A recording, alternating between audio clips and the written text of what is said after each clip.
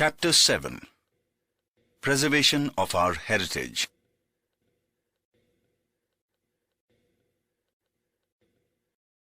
Introduction. India has a unique place in the world. There has been a remarkable contribution of India in the field of knowledge, science, religion, culture, and art. India has a rich and inimitable heritage. Our heritage shows an imperial dignity of ancient India. That is why we should be committed towards the preservation and conservation of our heritage, which is utmost demand of the present time.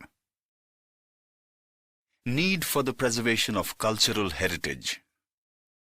The heritage of India is multifarious, which brings glory to the nation. Cultural heritage accommodates sculpture, architecture, literature, various arts, and natural heritage. Natural and man-made factors are adversely affecting our heritage. Hence, its preservation is required. Our heritage glorifies the people of our country, so they respect our heritage by associating it with their own identity. Therefore, it is necessary to develop positive attitude towards its management.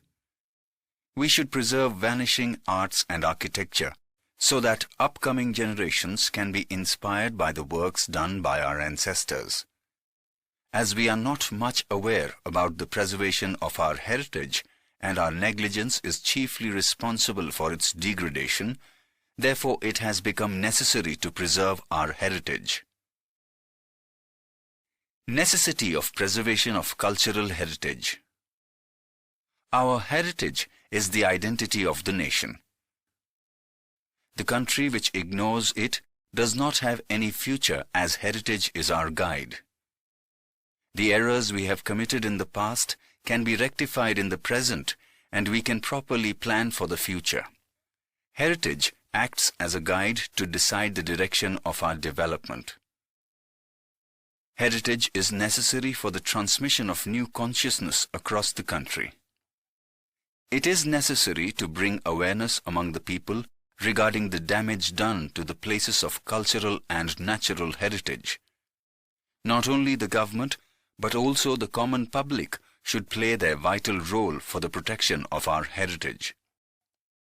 As the heritage is considered as an ideal for the people, it is necessary to cease its degradation. Greater damage has been done to our heritage because of the invasion of foreign tribes and our unawareness. So, it is the moral duty of the government as well as of common public to conserve and preserve our heritage. Tourism industry and our heritage.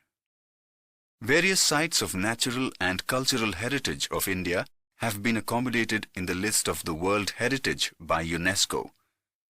Many people come to visit, to explore and to do research on our heritage from India and other countries. This boosts our tourism and transportation industry. Along with the economic benefits to the concerned states, tourism industry provides appropriate opportunity and proper platform to showcase our multifarious cultural arts and traditions in front of the world. Apart from this, tourism also provides employment to the local people, and this keeps the vanishing art and tradition alive. Nowadays, tourism as a subject has been added in the field of education, which is eventually promoting tourism guide as an independent business. India earns foreign currency from the foreigners, visitors. Introducing a heterogeneous culture, it enlightens the talent of our country at the international level.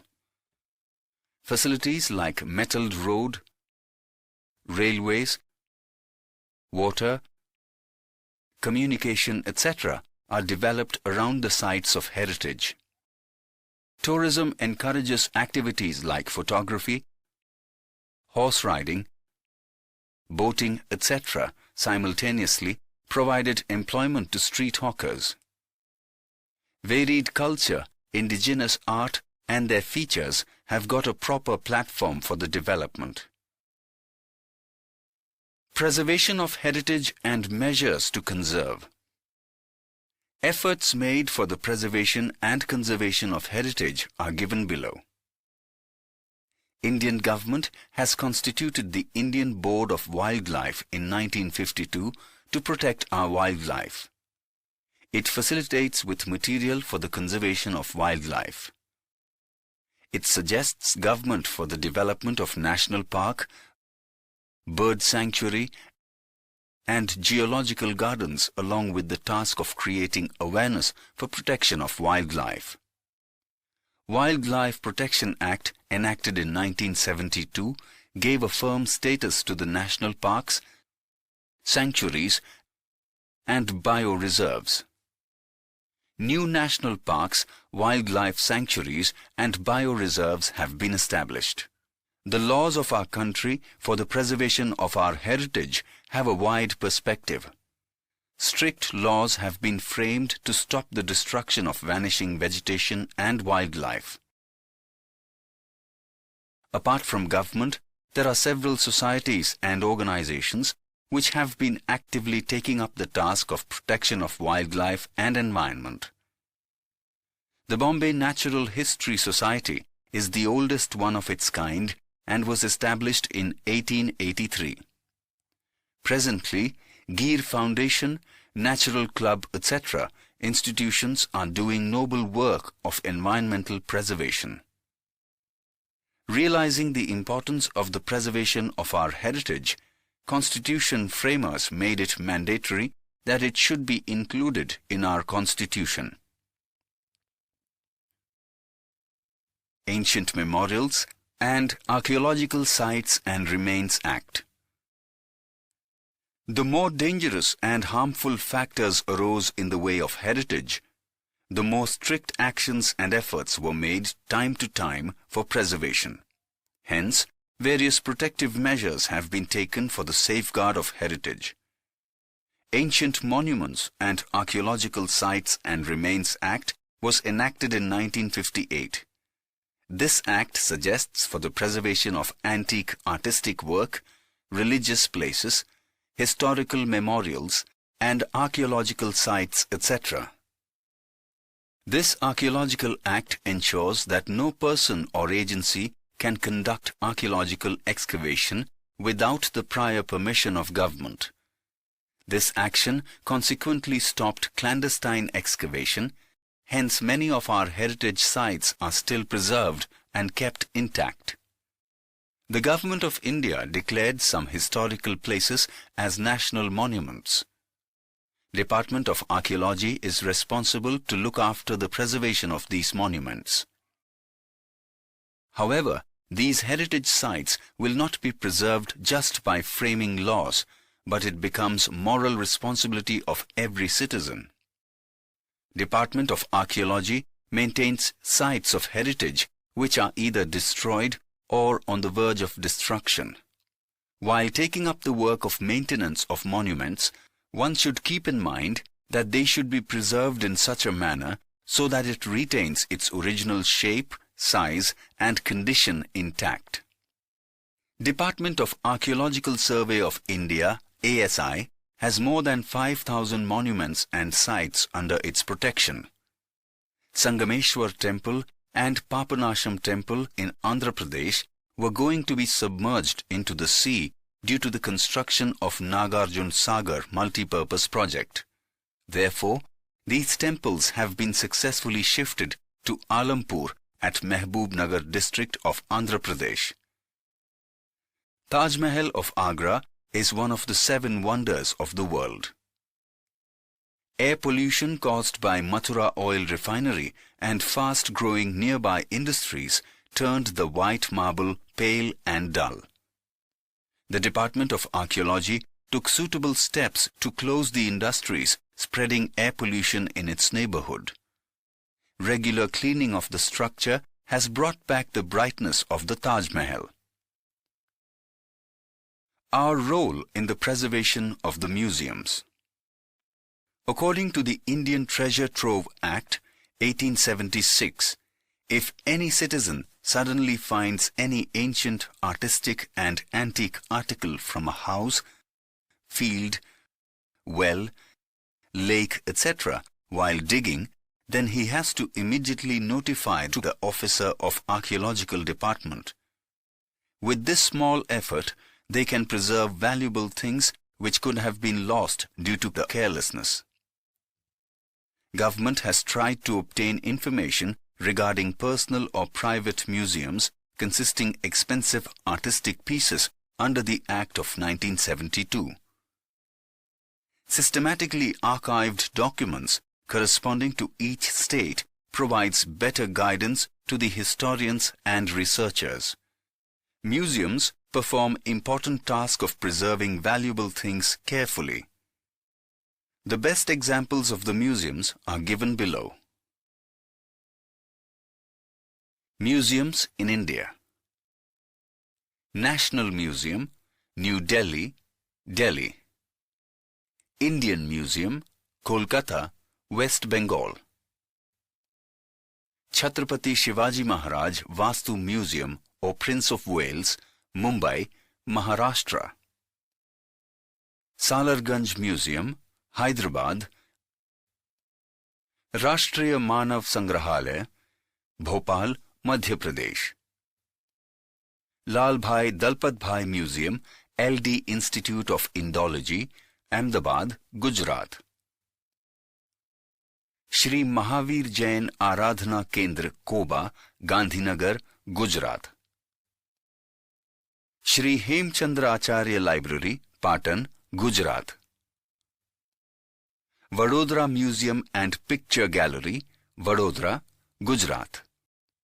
It is a combined duty of general public and government to generate awareness towards the preservation and the protection of the museums. Our role in the preservation of heritage. If the central and state governments, UNESCO and NGOs or non-government organizations are performing their duties to preserve our valuable heritage, then, as individuals, one should play an effective role in that direction.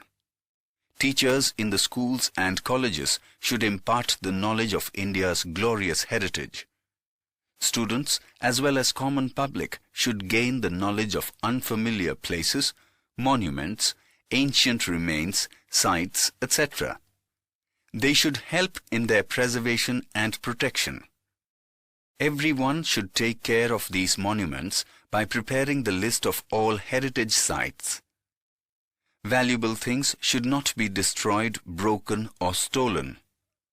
Schools, colleges and NGOs should conduct programs like visit to the historical places and sites, speeches, exhibitions, discussions, seminars, etc. to create awareness towards the preservation of heritage.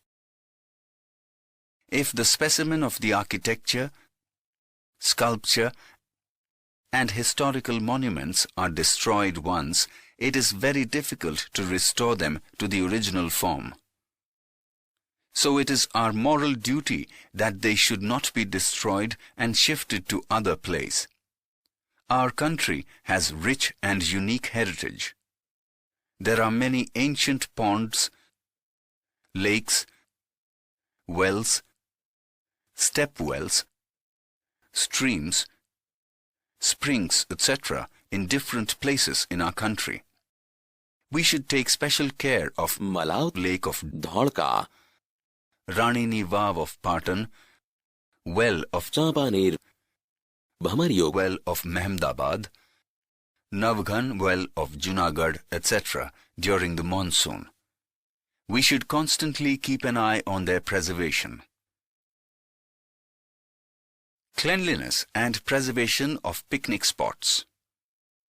Central and state governments are taking proper steps for the cleanliness and preservation of our picnic spots. Consequently, special arrangement has been made for it. Religious historical places have always been a greater attraction among the locals as well as foreign tourists. Henceforth, our government is attentive enough towards its preservation. Do not use plastic. Do not litter at picnic spots. Use dustbin. Do not spoil historical monuments either by writing or drawing picture. Proper disposal of waste. Do not spit after eating tobacco or pan, betel. Do not pollute surrounding areas of historical monuments. Extensive care should be taken during monsoon of historical monuments, which constitutes stepwells, lakes, ponds, streams, etc. Be cautious while cleaning monuments with archaeological chemical methods. Sensitized domestic and foreign visitors to avoid damage of our historical heritage. If natural disasters have caused damage to the historical places, make efforts to bring it again to the original form. It is our responsibility to maintain beauty and cleanliness of tourist places as they bring fame and prosperity to the nation. We should make use of science and technology to maintain the originality of our ancient heritage. India. Unity in diversity. Being one of the most ancient civilizations of the world, India has varied and rich cultural heritage. Diversity of India is its unique identity. India has a fine amalgamation of different castes, community, religion, tradition, culture, and languages in spite of having variety. Yet, India stands united and undivided. India has proved the feelings of Vasudhaiva Kutumbakam, the whole world is a family. This feeling exists in India since Vedic periods. Let us get good thoughts and vibrations from all four directions is the message of Rig Vedas, which showcases the grandeur and glory of Indian culture. India has spread religious tolerance and secularism across the world. Swami Vivekananda said the following words in the World Religious Conference, which was held in Chicago, US. I am proud to say that I represent the religion that has taught the lessons of tolerance, compassion, and universal fraternity to the world. India is a secular country. India is a land of multi-religious. Influence of Hinduism, Islamism, Buddhism, Jainism, Christianity, etc. is seen in Indian culture. Therefore, the torch-bearers named our country as Bharat Varsha by stressing on its unity, which reflects upon our broad outlook. Holy names of 7 sacred rivers have been used in our prayers. People including great sages, Sufi saints, Swami Vivekananda, Dayanand Saraswati, and Mahatma Gandhi always stressed upon peace, coordination, and universal brotherhood. Unity in diversity is the unique feature of Indian culture, as at the end of the day, all the rivers amalgamate into the great ocean. Equivalently, our country conglomerates different religions, castes, languages, traditions, customs, and festivals. The people of India live their life with the feelings of coexistence. The people of India have conserved this quality and have wonderfully enhanced it.